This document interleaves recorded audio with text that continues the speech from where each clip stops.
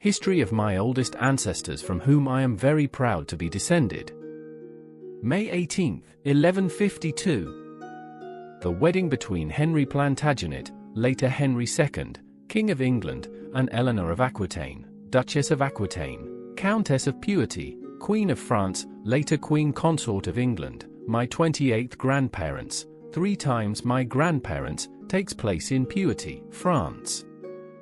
They were the parents of the Kings of England, Richard the Lionheart and John Lackland, and were the great-grandparents of Dom Afonso III, King of Portugal.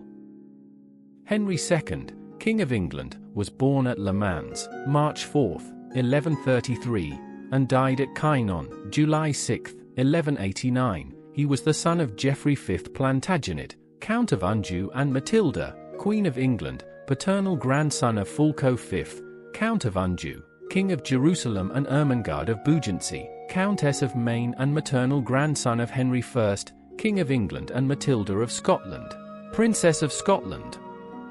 Henry II, or Henry Plantagenet, was King of England from 1154 until his death and patriarch of the Plantagenet dynasty.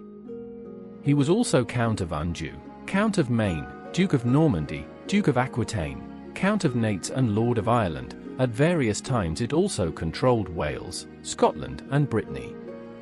He was the son of Geoffrey V, Earl of Anjou, and Matilda of England, daughter of King Henry I of England. Henry II became involved, at the age of 14, in his mother's efforts to claim the English throne from Stephen of Blois. Henry was made Duke of Normandy and inherited Anjou in 1151, shortly afterwards marrying Eleanor of Aquitaine, whose marriage to King Louis VII of France had been annulled. Stephen agreed to a peace treaty after Henry's expedition to England in 1153. Stephen died the following year and Henry ascended the throne. Henry was an energetic and sometimes ruthless ruler, motivated by a desire to restore his grandfather's lands and privileges.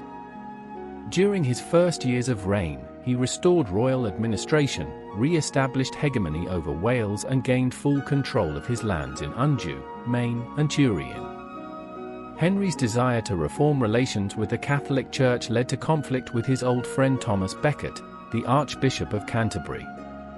This controversy lasted well into the 1160s and resulted in Becket's death in 1170. Soon after, he began a conflict with Louis VII, and the two kings fought what has been called the Cold War for decades. Henry expanded his empire, often at Louis's expense, taking Brittany and moving south to Toulouse. Despite several peace conferences and treaties, no lasting agreement has been reached. By 1172 he controlled England, much of Wales, the eastern half of Ireland, and the western half of France, an area that was later called the Angevin Empire. Henry II and Eleanor of Aquitaine had 8 children. As they grew older, tensions over the future inheritance of the empire began to arise, encouraged by Louis VII, King of France, first marriage to Eleanor of Aquitaine, and his son Philip II. His heir apparent Henry the Younger rebelled in protest in 1173, and was supported by his brothers Richard and Geoffrey and his mother. France, Scotland, Flanders, and Boulogne allied themselves with the rebels. The revolt was defeated through vigorous military action and the talent of local commanders, many of whom were new men appointed for their loyalty and administrative skills. Henry the Younger and Geoffrey rebelled once more in 1183, resulting in the former's death. The Norman invasion of Ireland gave lands to his youngest son John, but the king struggled to find ways to satisfy his son's desires for land and immediate power. Philip managed to influence Richard, and Henry would make John his successor, with a final rebellion beginning in 1189. Defeated by the French king and his son and also suffering from peptic ulcer, Henry retired to Chinon in Anjou, where he died on the 6th of July, 1189. His empire quickly collapsed during the reign of John Landless, and Richard the Lionheart succeeded him. Meanwhile, many of the changes Henry had introduced during his long reign had lasting consequences. His legal changes are generally considered to have created the foundations of English common law, while his intervention in Brittany, Wales, and Scotland shaped the development of their societies and systems of government. Historical interpretations of Henry's reign have changed considerably over time. 18th-century scholars argued that the king was a driving force in the creation of a genuinely English monarchy and, ultimately, a united Britain. During the Victorian expansion of the British Empire, historians were very interested in the formation of Henry's empire, but they were reserved about his private life and the Becket affair. Eleanor of Aquitaine, Queen Consort of France and England, Duchess of Aquitaine, Countess of Puity, was born in Bordeaux on April 1, 1122, and died in Puity on March 31, 1204. She was the daughter of William X, the Saint, Duke of Aquitaine, and Eleanor of Châteauroux, paternal granddaughter of William IX, the Troubadour, Duke of Aquitaine, and Matilda Philippa of Toulouse, and maternal granddaughter of Amerigo I, Viscount of Cataleralt and Morbihan of Isle-Bouchard. Eleanor of Aquitaine was one of the richest and most powerful women of the Middle Ages, having been Duchess of Aquitaine and Countess of Puity in her own right. She was also Queen Consort of France from 1137 to 1152, as wife of Louis VII, King of France, and later Queen of England from 1154 to 1189, as wife of Henry II, Plantagenet, as well as being matriarch of the Plantagenet dynasty, which ruled England between 1154 and 1485. She was the eldest daughter of William X of Aquitaine, whom she succeeded in 1137, and Eleanor of Châteauroux. Eleanor of Aquitaine was a patron of important literary figures such as Bernard de Ventadorn, Wace, and Benoit de Saint-Maur, as well as of several Catholic religious orders and congregations such as Fontevraud Abbey. He led armies several times during his life and was one of the leaders of the Second Crusade. Upon becoming Duchess of Aquitaine at the age of 14, Eleanor became the most sought-after bride in Europe, having married, 3 months after becoming Duchess, King Louis VII of France, with whom she had 2 daughters.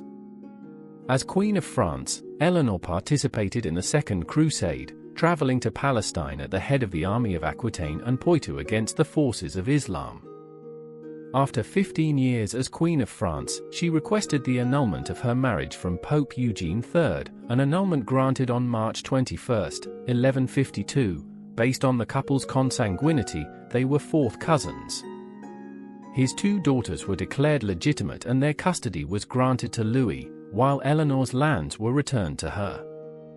Soon after the annulment, Eleanor married Henry Plantagenet, Duke of Normandy and Count of Anjou, on the 18th of May, 1152 at Puity Cathedral.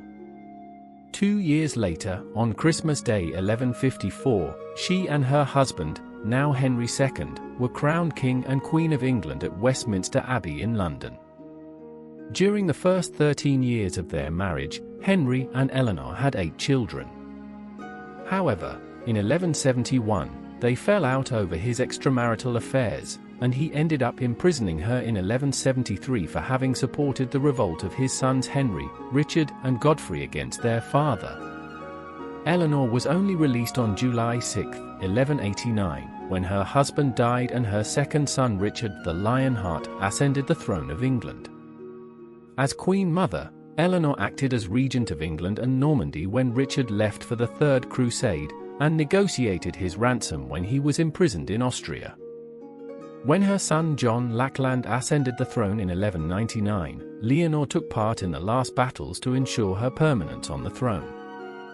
And after an intense life of 82 years, being consecutively Queen of France and England, she took the veil at Fontevraud Abbey, where she ended up dying as a nun on March 31, 1204.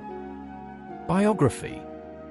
Eleanor of Aquitaine was born into the most literate and cultured court of her time. His grandfather was William IX, the Troubadour, Duke of Aquitaine, one of the first troubadours and vernacular poets. He was also an extremely cultured man, who passed on his taste for culture to his heir, William X, who in turn offered an exceptional education to his 2 daughters. Leonor and Petronilla were fluent in about 8 languages, learned mathematics and astronomy, and discussed laws and philosophy together with the doctors of the church. This education, exceptional because they were women and at a time when most rulers were illiterate, allowed them to develop a critical spirit and political sagacity, especially useful to Eleanor, who would later govern herself. William X also had a taste for involving his heir Eleanor in the various aspects of governance, taking her on visits throughout his territories. Family and descendants. From the first marriage of Eleanor of Aquitaine, my 28th grandmother, 3 times my grandmother, with Louis VII King of France, my 29th and 31st grandfather, they had 2 daughters. Maria de Franca, married in 1164 to Count Henry I of Champagne and Troyes, my 27th grandparents, twice my grandparents. Alice of France, married in 1164 to Count Theobald V of Blois and Chartres. From the second marriage of Eleanor of Aquitaine, my 28th grandmother, 3 times my grandmother, with Henry II of England, my 28th grandfather, 3 times my grandfather, they had 8 children. William IX, Count of Puity, died at the age of 3 from convulsions. Henry, King of England, married Margaret of France, with no surviving issue. Matilda, Duchess of Saxony, married Henry the Lion, Duke of Saxony and Bavaria. Richard I of England, the Lion Heart, married Berengaria of Navarre. Geoffrey II, Duke of Brittany, married Constance, Duchess of Brittany.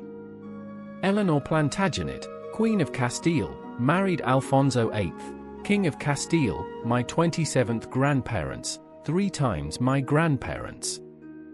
Joanna, Queen of Sicily, married firstly William II of Sicily, with no surviving issue. She married for the second time to Raymond VI of Toulouse, with issue.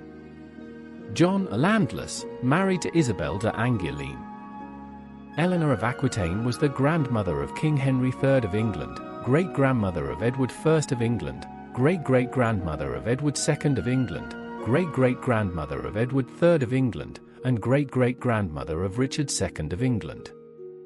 And he is the ancestor of all British monarchs of the dynasties subsequent to the Plantagenet, of all kings of the House of Lancaster and the House of York, both branches of the Plantagenet dynasty. As well as the Tudor dynasty, the result of the union between the Lancastrians and Yorkists of Welsh origin, the Scottish House of Stuart, the German House of Hanover and the House of Windsor, including the current King of England Charles III.